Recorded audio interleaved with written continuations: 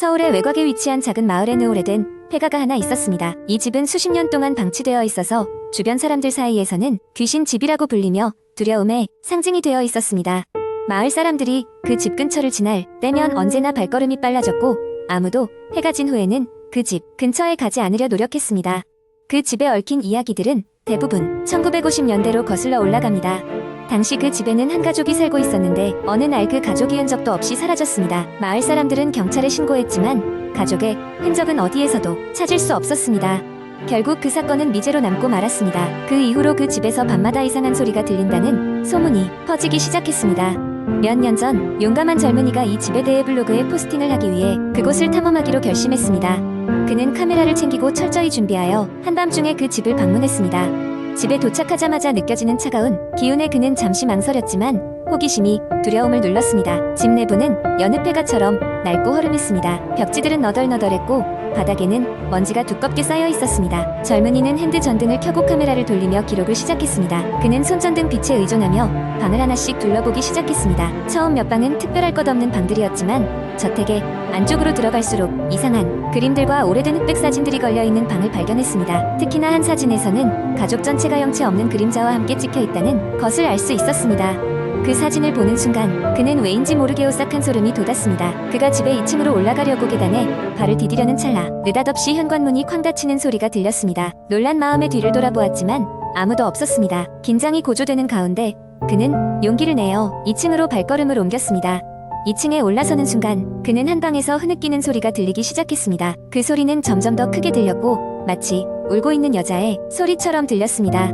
두려움에 떨며 그는 울음소리가 나는 방의 문을 열었습니다. 방 안에는 아무도 없었지만 방 한가운데 오래된 거울이 비스듬히 서 있었고 그 거울 앞에 바닥에는 먼지 속에 아무도 그릴 리 없는 수많은 발자국이 찍혀 있었습니다. 그 발자국은 마치 어떤 형체 없는 사람이 거울 앞에 서서 지속적으로 달래는 것처럼 보였습니다.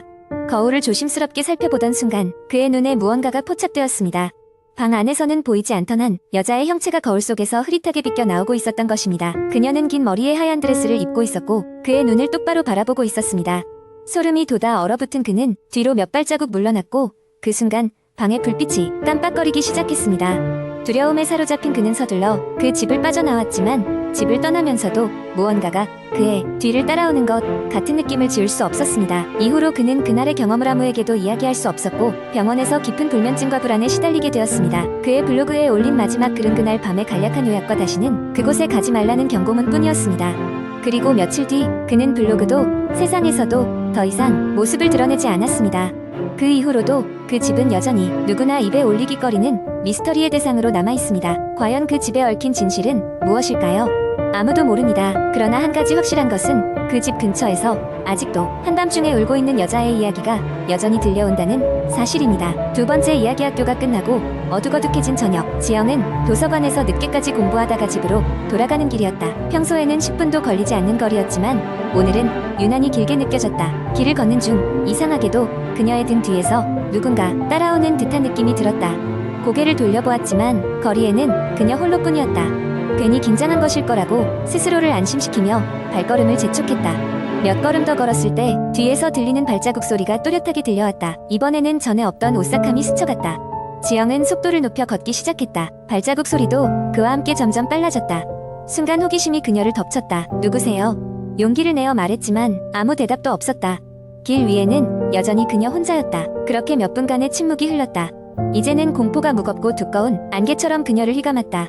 그때 등 뒤에서 부드러운 목소리가 들려왔다. 조심해. 돌을 돌았을 때 눈앞에 서 있던 건 오래된 공중전화 박스였다. 지영은 숨을 죽이고 상황을 판단했다. 주변은 적막했고 바람 한 점 불지 않았다. 그녀는 박스를 돌아보다 그 안에서 어슴푸레한 형체를 보았다. 낡은 전화기 너머로 흐릿하게 보이는 그림자와 눈이 마주쳤다. 어딘가 익숙한 실루엣이었다. 그때 소름이 돋는 느낌과 함께 기억 하나가 떠올랐다. 몇 주 전 인터넷에서 봤던 도시 전설이 생각났다. 내용은 이랬다. 밤늦게 혼자 걷는 사람들은 곧잘 이상한 발자국 소리를 듣곤 한다. 그리고 그 소리가 들렸다면 반드시 근처의 오래된 전화박스를 확인해야 한다. 그곳에 갇힌 영혼이 지나가는 길손에게 끌려 나온다는 것이다. 하지만 박스가 닫혔을 때 영혼이 바깥으로 나올 수는 없고 대신 길손에게 갈 곳 없는 두려움과 슬픔을 함께 얹어준다는 얘기였다. 지영은 박스로부터 한 걸음 물러났다. 이대로 집으로 뛰어야 할까? 그녀는 고민했다. 그때 차가운 바람이 스쳤다. 고개를 들어보니 스산한 공기가 변하며 밤하늘에 먹구름이 드리워졌다. 순간 전화박스에서 낮고 우울한 소리가 들렸다. 제발 도와줘. 지영의 내적 갈등은 점점 커졌다. 도망쳐야 하나 아니면 이 박스 안의 존재를 도와줘야 하나. 이야기에 따르면 누구든 그 박스를 열게 되면 그 영혼이 자유롭게 되어 길손의 몸으로 들어가고 영혼은 해방될 수 있다고 했다. 반대로 길손은 박스에 갇혀 평생을 그 안에서 보내게 된다는 것이었다. 지영은 두려움과 안타까움이 교차하는 감정 속에서 깊은 숨을 내쉬었다. 마음속에 자리한 용기가 그녀를 이끌었다. 이렇게 무섭게 만들 이유가 있을까? 결단을 내렸다. 그녀는 천천히 박스로 다가가 손잡이를 잡았다. 떨리는 손을 모아 문을 열었을 때 박스 안에 있던 그림자는 순식간에 그녀를 덮쳤다. 귀가 먹을 듯한 소리가 그녀의 귀를 찔렀다. 그리고 동시에 도로 위로 찬란한 빛이 퍼지며 공중전화 박스는 텅 빈 것처럼 맑아졌다. 지영의 형체는 그 안에 남아있었지만 그녀의 의식은 사라지고 없었다. 박스의 유리문에는 그녀가 바람 빠진 인형처럼 서 있었다. 그때부터 그 거리와 전화박스는 한동안 이야기의 주제가 되었다. 늦은 밤 그 길을 지나가면 어딘가 슬프고 긴박한 발자국 소리가 들린다는 소문이 돌기 시작했다.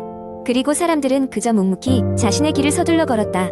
세 번째 이야기. 어느 여름밤 나는 친구들과 함께 서울 외곽에 위치한 작은 산촌 마을로 휴가를 떠났다. 마을은 오래된 전설과 소문으로 가득 차 있었고 우리는 그중 가장 유명한 나그네의 집이라는 곳에 머물게 되었다. 이곳은 무려 100년이 넘는 세월 동안 수많은 나그네들이 들렀다가 사라졌다는 전설을 가진 장소였다. 첫날 밤 우리는 고향의 따뜻한 인심을 느끼며 마을 사람들과 함께 식사를 했다. 그들 중 한 명 백발이 성성한 할머니가 우리에게 다가와 말했다. 조심해. 나그네의 집에선 자정이 지나면 이상한 일이 생길 수 있단다. 꼭 잠그고 조용히 지내렴. 우리는 할머니의 말을 농담처럼 흘려들었지만 왠지 모르게 마음 한구석에 찜찜함이 남았다. 그날 밤 자정이 가까워질 무렵 문득 집안이 쌀쌀하게 느껴졌다. 바람 한 점 없던 날씨였지만 마치 누군가가 내 어깨를 스치는 것처럼 차가운 공기가 돌았다. 나는 잠결에 누군가가 집안을 서성이는 소리를 들었다. 문소리, 발소리, 그리고 속삭이는 듯한 소리. 눈을 떠보니 문틈으로 희미한 불빛이 비치고 있었다. 나는 조심스럽게 방문을 열고 복도를 살폈다. 모든 친구들이 자고 있을 시간이었다. 복도를 지나 거실 쪽으로 발걸음을 옮겼다. 그런데 아무도 없었다. 그 순간 누군가의 시선이 느껴졌다. 마치 어두운 구석에서 누군가가 나를 지켜보고 있는 듯한 불길한 기운에 섬뜩해져 뒤돌아보았다.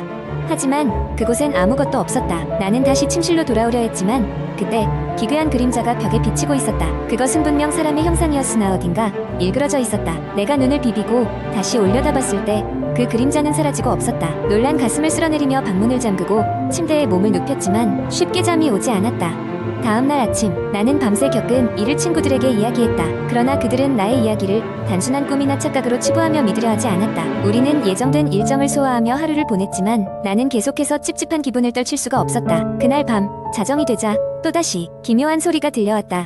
이번엔 벽에서 마치 누군가가 긁는 듯한 소리가 들렸다. 나는 두려움에 떨며 침대에서 일어났다. 복도로 나가자 벽에는 인간의 손톱 자국처럼 생긴 길고 깊은 흠집이 새겨져 있었다. 그 흠집은 마치 벽을 따라 정교하게 긁힌 듯 보였다. 이윽고 나는 외부의 방문을 열어야겠다는 생각이 들었다. 집 밖으로 나가자 차가운 밤 공기가 맞이했다. 그런데 집 주변에 희미한 발자국들이 보였다. 그것은 집 안쪽으로 이어져 있었고 집을 한 바퀴 돌아 나가 있었다. 갑작스레 등줄기가 오싹해졌다. 누군가 이곳을 맴돌고 있던 것만 같았다. 다음 날 우리는 마을 사람들에게 이 기괴한 체험을 이야기했다. 그들은 놀라지 않은 모습으로 말했다.